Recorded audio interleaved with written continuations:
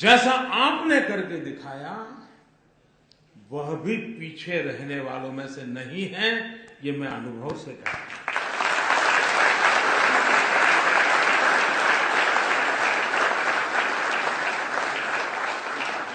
अभी अभी का मेरा ताजा अनुभव है।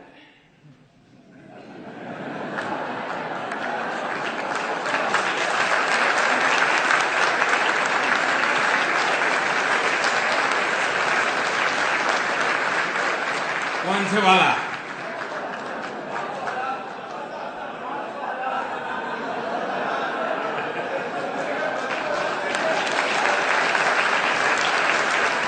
आपको भी पता है कि अचानक 8 तारीख को रात को 8 बजे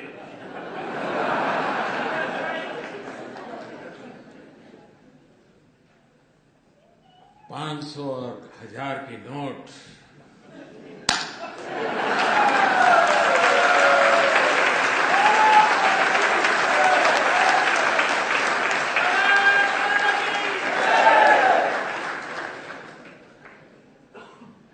मैं 125 करोड़ देशवासियों को नमन करता हूं, सलाम करता हूं।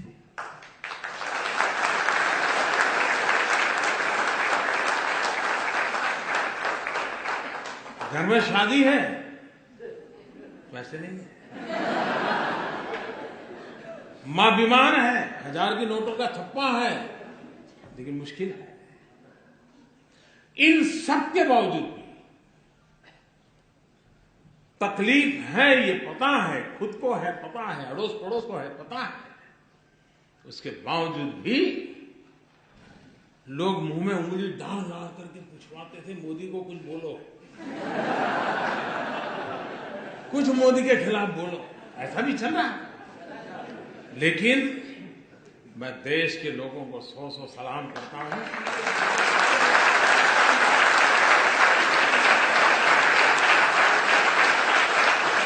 कोई 4 घंटे लाइन में खड़ा रहा, कोई 6 घंटे खड़ा रहा, लेकिन तकलीफ झेली, लेकिन देश के हित में इस निर्णय को वैसे ही स्वीकार और स्वागत किया है जैसे 2011 में जापान के हर नागरिक ने करके दिखाया।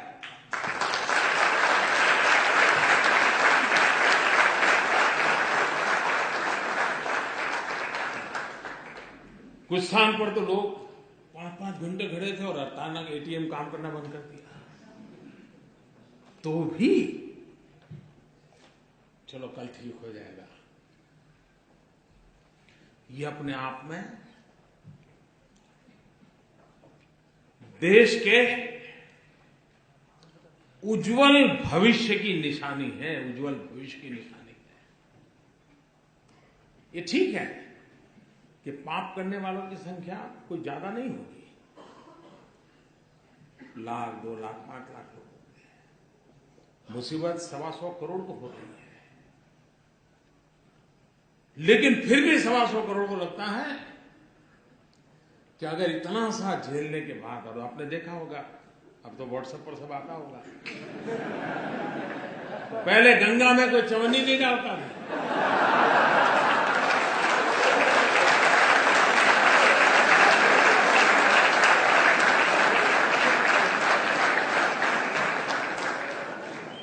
नोटें बह रही है गंगा।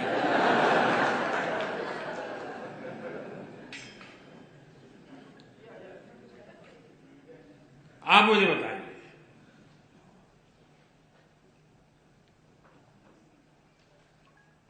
चोरी का माल निकलना चाहिए नहीं निकलना चाहिए?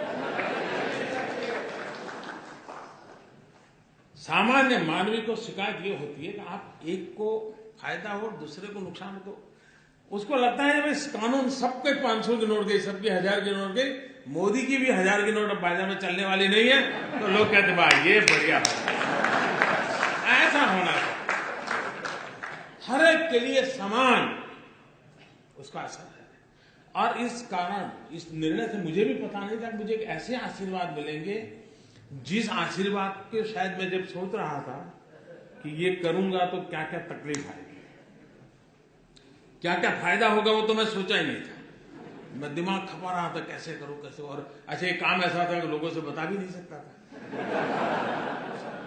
अचानक करना पड़े वरना तो खेल खत्म। जो लोग इतना जमा कर सकते हैं वो अपनी जगह भी कर सकते हैं, तो इसलिए इसको सीक्रेट रखना भी जरूरी था। तो मैं सोच रहा था ये तकलीफ होगी, ये तकलीफ होगी, ये मुश्किल होगा, तो हमारी छोटी टीम थी, बैठ करके रास्ते खोद रहे थे। लेकिन मैंने ये नहीं सोचा था उसमें से मुझे कोई आशीर्वाद भी मिलेंगे। जब लोगों को पता चला कि किसी गृहिणी के, कि हर महिला सब्जी लेने जाती थोड़ा बचा लेती है, साड़ी के पल्लू में बांध के रखती है, घर में सब खाली हुआ, मुसीबत है वो निकाल के दे देगी, लो जाओ जाओ ले जाओ। हमारे देश में महिला कुछ न कुछ बचा के रखती है, और ईमानदारी का होता है, कोई बेईमानी का पैसा नहीं होता है।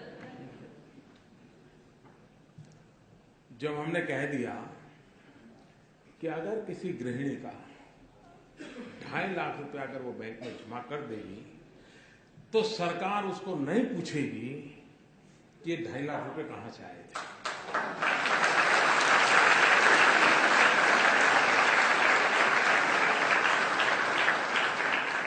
उसका परिणाम क्या हुआ मालूम है? कई बेटे और बहुएं भी जो वृद्धाश्रम में मां को रख के आए थे, उन्होंने 2.5 लाख रुपए जमा करा दिया मां के खाते में।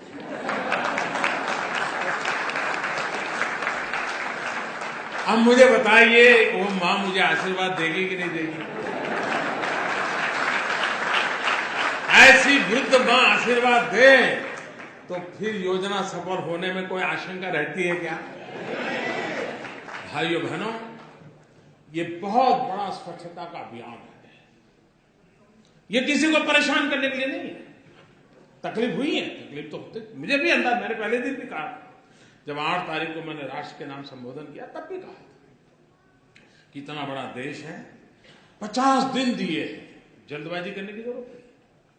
50 दिन दिए हैं, जाकर के अपने जो ईमानदारी के हक के पैसे हैं वो जमा कराएं, बदले में उनको खाते में पैसे आ जाएंगे। लेकिन मैं इस बात को स्पष्ट मानता हूं, बिना हिसाब का अगर कुछ आया हाथ तो उसका देश आजाद हुआ तब से आज तक का हिसाब चेक करने वाला।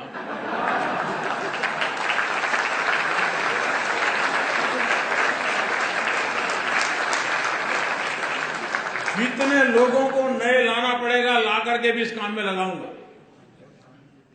हाँ, ईमानदारी का है उसका जय जयकार, उनको कोई प्रॉब्लम नहीं।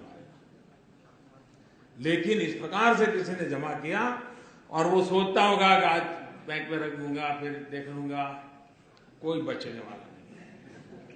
और जो लोग मुझे जानते हैं वो कुछ समझदार भी है, तो उनको लगता है यार बैंक में जाने के बजाय गंगा जी में जाना अच्छा है।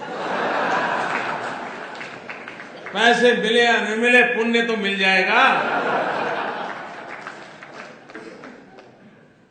और इसलिए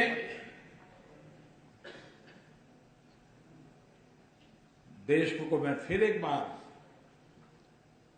आज पहुंचते ही फिर से भी मैं लोगों को बार बार कहने वाला, ईमानदार लोगों की रक्षा करने के लिए मेरी सरकार सब कुछ करेगी और बेईमानों को तो हिसाब चुकता होके ही रहेगा।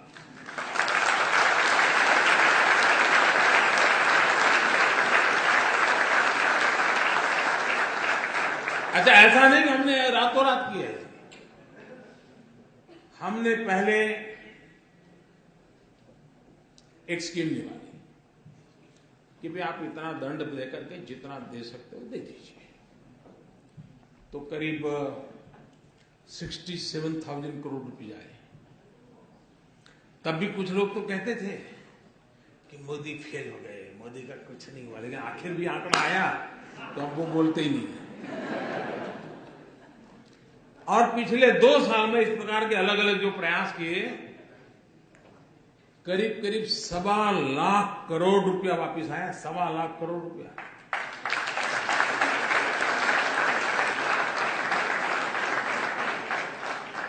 तो मौका दिया था, ऐसा नहीं कि नहीं दिया था। लेकिन फिर भी अगर आपको लगता है कि वैसे ही है, पहले जैसे थे, तो फिर गलती मेरी नहीं है। और इसलिए, और जो लोग अब 30 दिसंबर तक उनके पास समय है, और 30 दिसंबर तक कोई तकलीफ के बिना सारा कारोबार, हाँ जल्दबाजी करेंगे तो थोड़ी तकलीफ हो सकती है, लेकिन 30 दिसंबर तक कोई मुश्किल नहीं होगा। 125 करोड़ देशवासियों का उनके हक की चीजें मिल जाएंगी। लेकिन कुछ लोग सोचते होंगे कि 30 दिसंबर के बाद, तो मैं आज फिर से यहां ऐलान करना चाहूंगा कि ये स्कीम पूरी होने के बाद दूसरा कुछ आपको ठिकाने लगाने के लिए नहीं आएगा, इसकी गारंटी नहीं है।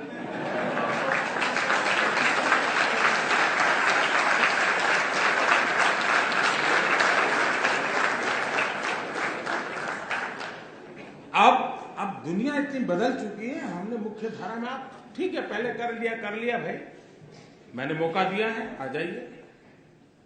नहीं आना है तो आप जानो, आपका नसीब जाने। और आपका नसीब नहीं, आपके बेटों का नसीब की चिंता करो। लेकिन मेरे प्यारे देशवासियों, आप लोग यहां कड़ी मेहनत करके भारत का नाम रोशन करने में लगे हैं। आपके पुरुषार्थ से देश का गौरव भी बढ़ता है। दुनिया में जहां भी जाते हैं, भारतीय समुदाय के व्यवहार की बहुत ही सकारात्मक चर्चा विश्व में जहां जहां भारतीय समुदाय रहता है उनसे मिलती है सुनने के लिए, और उसके कारण भारत की साख भी बढ़ती है, भारत की प्रतिष्ठा भी बढ़ती है। तो ये आप लोगों का बहुत बड़ा योगदान है। मैं फिर एक बार आप सबको मिलने का मुझे अवसर मिला, मैं आपका बहुत बहुत धन्यवाद करता हूं। और मैं आपको विश्वास दिलाता हूं कि अब हिंदुस्तान निरंतर आगे बढ़ने वाला है, विकास की नई ऊंचाइयों को पार करने वाला है। जो सपने आप दुनिया में जाकर के दुनिया देखते हो, और जो अच्छी चीजें आप हिंदुस्तान में चाहते हो, वो सभी अच्छी चीजें हिंदुस्तान में होना संभव हो चुका है, होके रहेगा। बहुत बहुत धन्यवाद।